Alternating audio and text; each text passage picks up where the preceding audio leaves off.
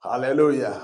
Utakuwa taifa kwa watu wanaokuhusu, utakuwa saada kwa ajili hata ya mahali unakoishi. Watu wanaoishi mazingira yako watakuwa wanaishi mahali ambapo kwa kweli uko mkono wa Mungu na walinda, uko mkono wa Mungu na wasaidia. Ukiwa na kibali utaomba mvua inyeshe kwa majira sahihi, na mvua itanyesha kwa majira sahihi. Kwa hiyo kuna faida ya kuomba kibali. Ukiwa na kibali utaomba majira ya mvua yasiwe ya majira ya kutatiza. Utaomba pia magonjwa mabaya yaepuke eneo unaloishi, kwa sababu una kibali kwa Mungu. Utaelewa pia kitu cha kuomba kwa majira sahihi. Hitaji kibali kwa Mungu.